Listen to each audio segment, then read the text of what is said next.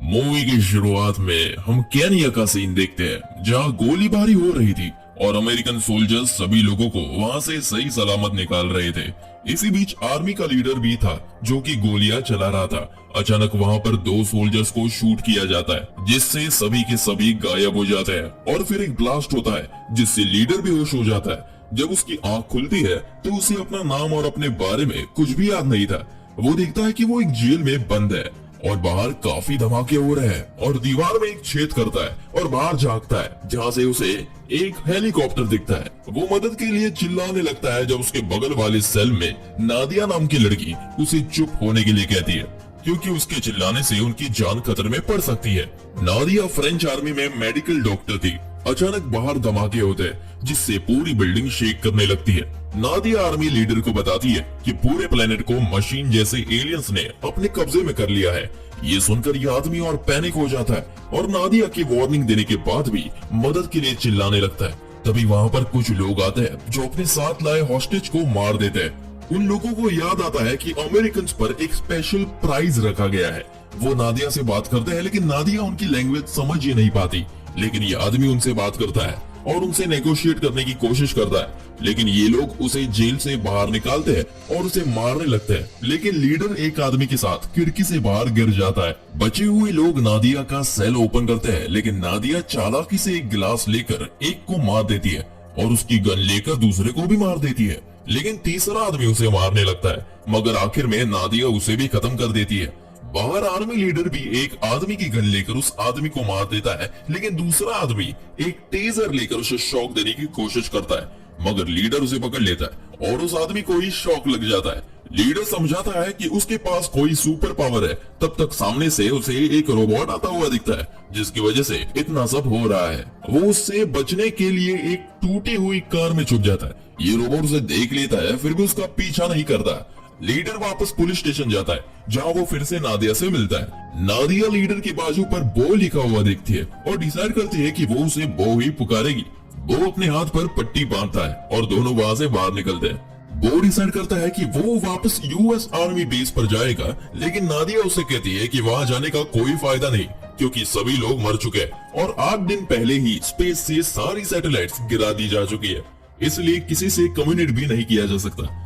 लेकिन बो कहता है कि वो फिर भी हार नहीं मानेगा और लड़ाई करेगा और वहां से चला जाता है। नादिया भी उसे ज्वाइन करने का डिसाइड करती है और दोनों कुछ खाने का सामान और पानी इकट्ठा करते हैं और एक कार में वहां से निकल पड़ते हैं। रास्ते में बो को कुछ मेमोरीज दिखाई देती है। नादिया उससे कहती है कि वो आर्मी में डॉक्टर थी इसलिए वो लड़ाई भी कर सकती है क्योंकि उसे इसके लिए भी ट्रेन किया गया था।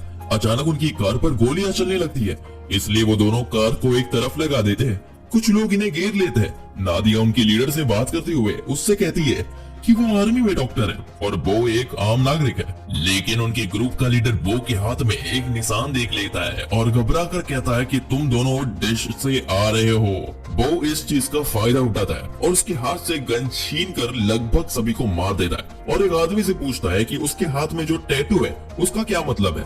यह आदमी बो को बताता है कि बॉर्डर के पास एक रडार स्टेशन है जहाँ पर यही टैटू बना हुआ है।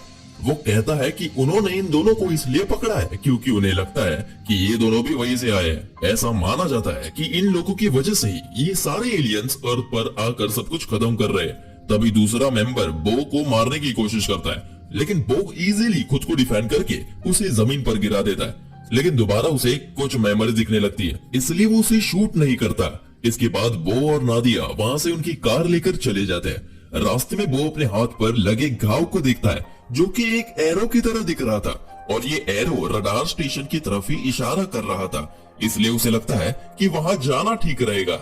अचानक वो एक जगह आकर रुक जाते हैं जहां पर काफी सारी इलेक्ट्रिक वायर्स की वजह से रास्ता बंद था और यहाँ से आगे जाना काफी रिस्की था।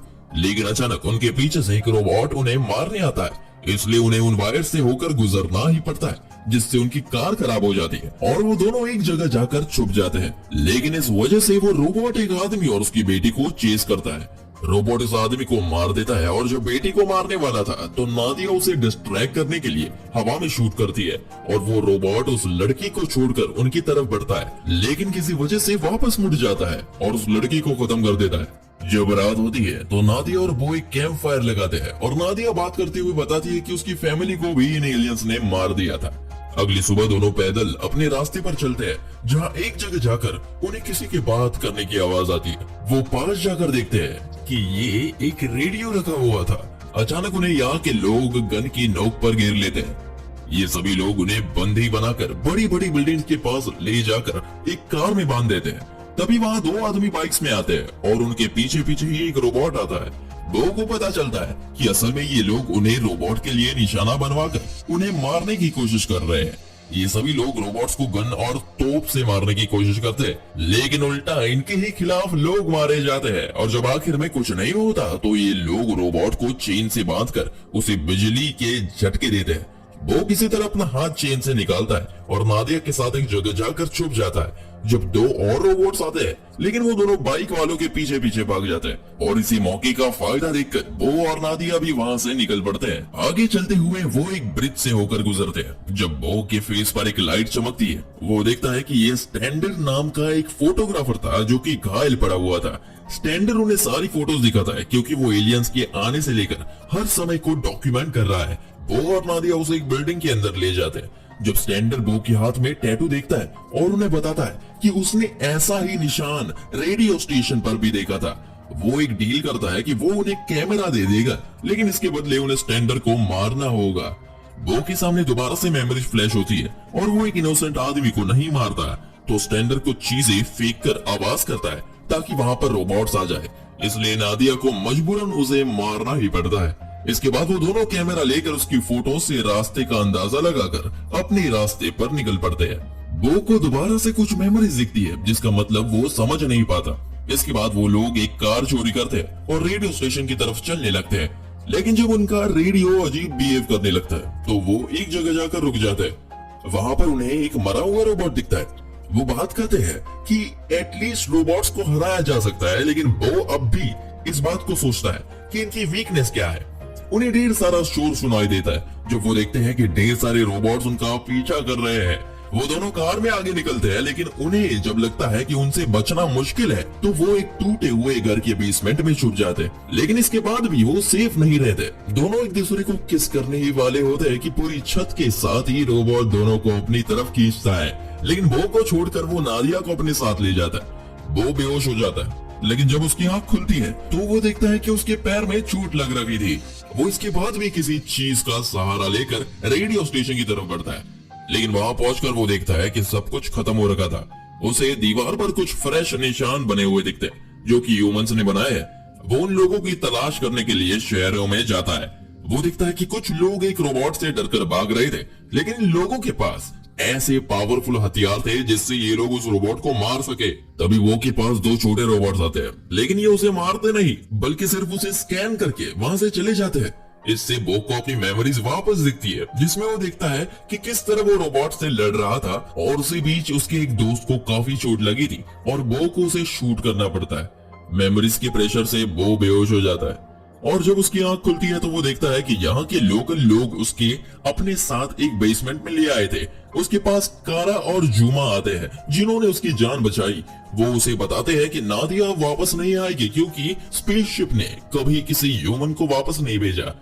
कारा कहती है कि यह अजीब है कि वो नादिया को अपने साथ ले गए हैं, लेकिन बो को उन्होंने छोड़ दिया।